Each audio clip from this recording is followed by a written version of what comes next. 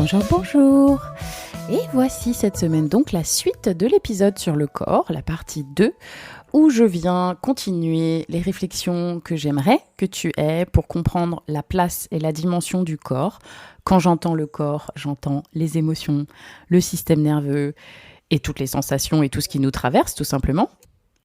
Notre corps fait partie évidemment intégrante de nous, de notre expérience de vie. C'est quelque chose qui est là, qui est présent, qui se manifeste dans notre vie. Ce n'est pas une idée, un corps, c'est quelque chose qui est palpable et qu'on peut toucher. Et il se trouve qu'on est parfois un petit peu trop dans le monde de la tête, des idées, de ce qu'on décide quelque part, et donc de la partie cognitive, de la partie de notre cerveau, on va dire, un peu supérieure. Et on oublie que cette dimension qui est parfois un petit peu trop, on va dire, attachée à quelque chose d'animal, finalement, notre corps, c'est notre animalité.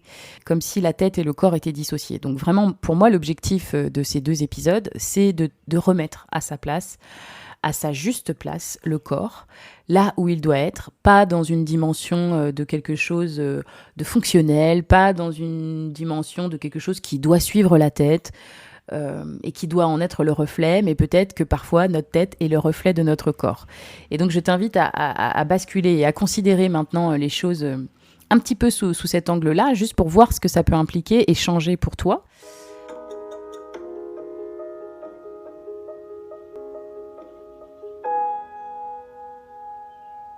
D'ailleurs, je t'interroge sur qu'est-ce que ça fait chez toi, juste quand j'évoque le corps, en fonction, t'es un homme, t'es une femme, comment tu reçois en fait finalement cet épisode ? Déjà, rien que la simple évocation du corps. Je trouve que c'est intéressant de se dire, quand moi je parle du corps, qu'est-ce qui toi te vient à l'esprit ? Des choses que tu n'aimes pas dans ton corps, ou des complexes, ou une blessure, un accident, ou quelque chose que tu déplores, ou quelque chose qui est douloureux chez toi, une zone du corps qui est particulièrement douloureuse. Et là, je renvoie aussi à toutes les questions pour lesquelles les femmes, évidemment, ont des injonctions et un rapport tout à fait particulier au corps. Est-ce que peut-être tu es un homme et qu'est-ce qui te vient tout de suite ? Est-ce que tu penses justement toi aussi à l'esthétique, aux muscles ? Est-ce que tu es carré ? Est-ce que tu es costaud ? Et est-ce que, au contraire, quand je te parle du corps, tu vois bien que je parle de l'intériorité, de l'émotionnel, du reflet de ce qui se passe dedans ? Et c'est intéressant, en tout cas, pour moi, de voir déjà qu'est-ce que ça évoque chez toi quand je te parle du corps. Peut-être, sinon, comme si j'étais quelqu'un qui allait te donner des bons conseils pour entretenir ce corps. Donc, des conseils nutrition, des conseils sport. Et encore une fois, c'est pas avec cette casquette-là que je viens dans cet épisode. Donc, quoi qu'il arrive, je trouve ça intéressant de te poser la question. Qu'est-ce que ça évoque chez toi, le sujet du corps ? Et puis, je t'invite aux réflexions qui suivent ici, juste pour que tu commences à considérer cet angle-là du corps, qu'à d'en savoir plus, pour voir finalement comment s'articule tout ça dans nos vies, dans nos humanités. Donc, je te laisse avec l'épisode du jour.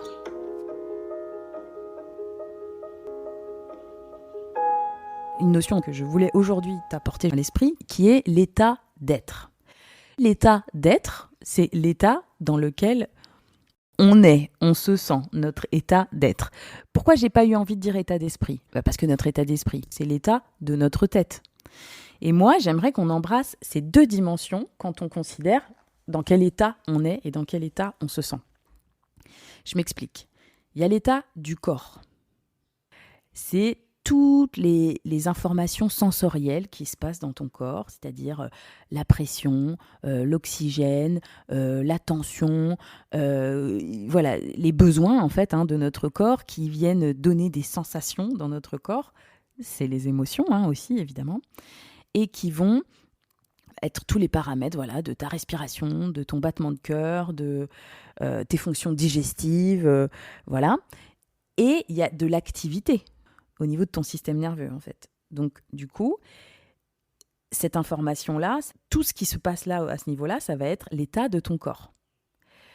Tu vas avoir l'état de ton cerveau. Ça va être la partie, quand je dis en tout cas la partie mentale, l'intellect, les fonctions exécutives, on va dire un peu supérieures, le raisonnement, le fait d'avoir conscience des choses, d'avoir une certaine logique. Et la synthèse de ton état du cerveau et ton état de corps, ça forme ensemble ton état d'être. Et je pense que c'est une image intéressante à avoir à l'esprit. Comme je dis, c'est pas l'un qui est plus important que l'autre. L'un peut donner des directives à l'autre, certes. La tête peut donner des directives au corps. Mais le corps donne aussi des directives au cerveau. Et j'aimerais qu'on arrive des fois à voir nos pensées et nos façons de penser plutôt. C'est pas strictement les mots qu'on a dans notre tête, mais le type de pensée qu'on a, les ruminations, les pensées en boucle, les pensées où on est dans la victimisation, les pensées où on sent qu'on est là typiquement dans ce fameux rat là, dans la roue, et qu'on est là en train de tourner dans notre roue, et qu'on se rend pas compte qu'on est un rat en train de tourner dans notre roue. Et effectivement, des fois quand on sort et qu'on se regarde tourner dans la roue, on arrive à voir ce qu'on est en train de faire. Et ça, des fois, c'est une conséquence en fait de l'état de notre corps. C'est-à-dire que c'est pas très important de s'attacher à ce type de rumination ou de comprendre pourquoi on pense comme ça, tout ça, c'est vraiment comme un symptôme. C'est un effet secondaire d'un corps qui est en train de nous dire « attention, danger, je vais pas bien » ou voilà, il y a des choses qui ne me plaisent pas.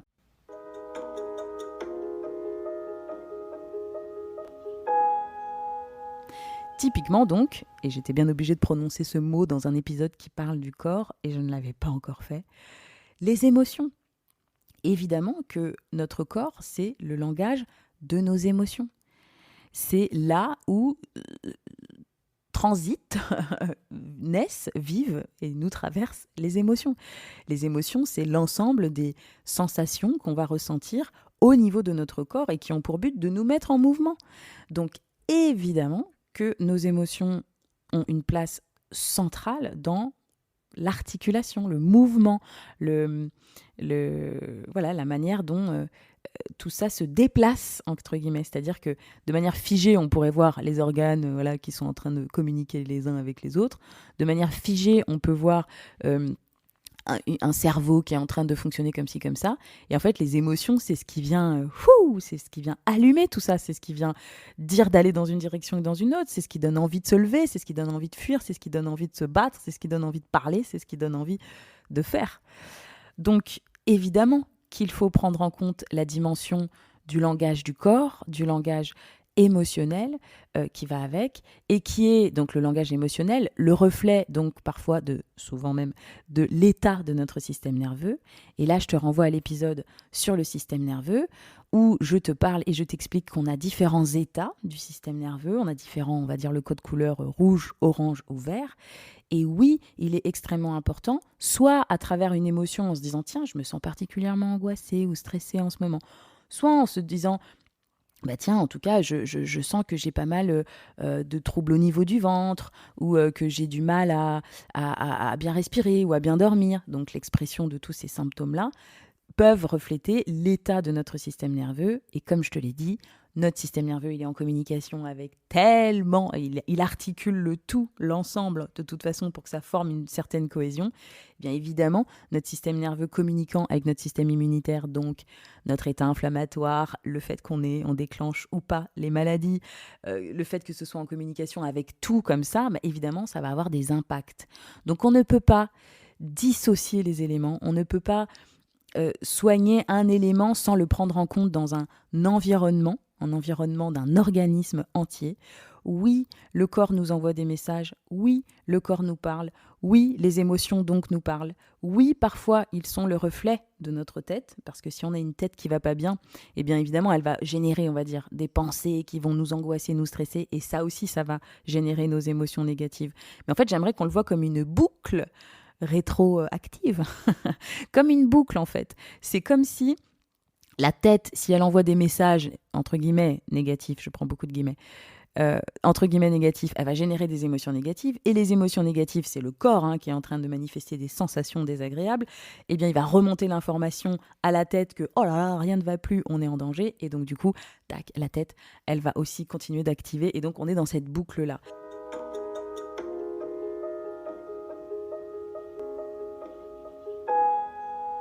Donc la question, c'est pas tant de savoir, c'est l'émotion qui a commencé ou c'est la tête qui a commencé. Quoi qu'il arrive, et ce qu'il faut retenir, c'est qu'il y a de fortes chances que le message du corps soit plus fort que le message de la tête. Pourquoi ? D'abord parce que la partie de la tête dont je parle, qui raisonne, qui réfléchit, elle arrive plus tard dans le développement. l'ère du langage, la verbalisation, le fait de parler, le développement de la pensée vient à des stades de développement qui sont pas les mêmes que ceux où le système nerveux se met en place et tous ces systèmes-là de communication, système nerveux, etc., bref, se mettent en place. Ça se met en place dès qu'on se développe, dès qu'on est dans notre vie in utero. Ça commence tout ça.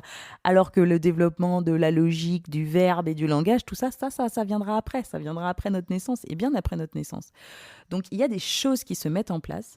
Il y a des programmations, des expériences, des vécus et des façons d'engrammer et de vivre et de se protéger qui sont ancrés dans notre chair, dans notre corps, et qui vont bien au-delà de notre tête. Et souvent, notre tête, elle s'est juste arrangée pour raconter un récit qui fait du sens, qui est cohérent, parce que notre cerveau a besoin que le tout soit cohérent. Mais donc, du coup, en gros, notre corps parle avant notre tête. Notre tête est une forme de reflet de ce que notre corps est en train de vivre et ressentir.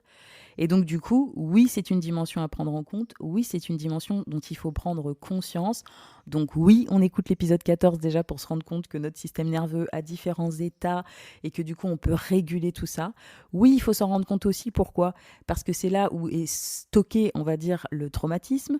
Comme tu es parti écouter aussi l'épisode sur le traumatisme qui t'a passionné autant que moi, et on y reviendra sans doute de toute façon, eh bien, tout ça, c'est stocké au niveau de ton corps. Toutes les kinésiologies, il y a énormément de pratiques aujourd'hui qui vont de toute façon libérer les émotions, le MDR, le TRE, etc. Donc, le corps a besoin de guérir, entre guillemets, de s'exprimer. Et donc, il a besoin d'être entendu. Donc, écoutons notre corps, mais absolument pas juste pour les aspects, encore une fois, purement esthétiques ou juste j'ai faim, j'ai pas faim. Mais écoutons notre corps pour tout ce qu'il est en train de nous dire, pour tous les langages émotionnels, etc., de notre histoire qu'il est en train de remonter. Et quand on apprend à faire ça, on apprend à réguler, en fait. On apprend à se gérer, à se mettre en sécurité. Et encore une fois, le système nerveux, en tout cas, a un fonctionnement très, très binaire, où globalement, il dit « je suis en sécurité » ou « je suis en danger ». Donc, si tu sais mettre ton corps en sécurité, eh bien, tu sauras réutiliser, réexploiter, en tout cas, tu t'apporteras cet espace, cette clarté pour pouvoir aussi travailler sur ta tête et ton mental.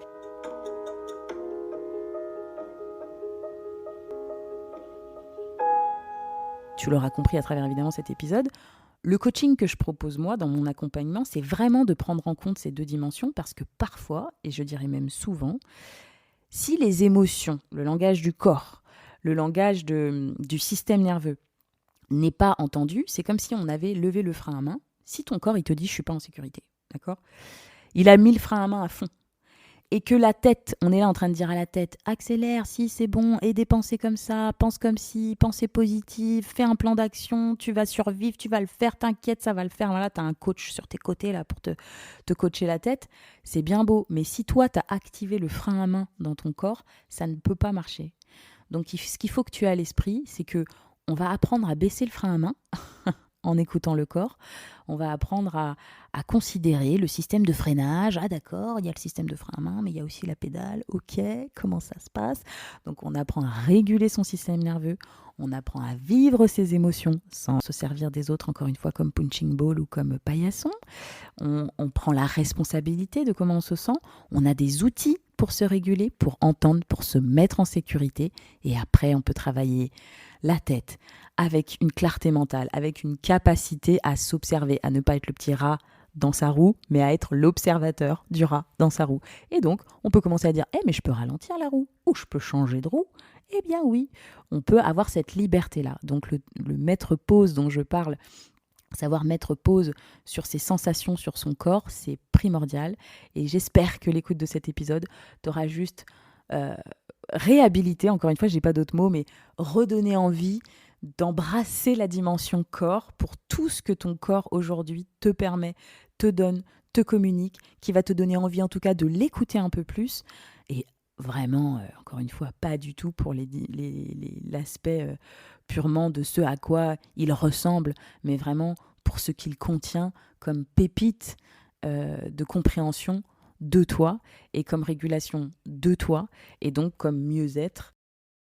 Et je suis sûre qu'en ces temps qui courent, réussir à trouver des sas, des soupapes de bien-être, de décompression, de régulation de ton système nerveux, de régulation de ton corps, de toi, ne peut être que bienvenu.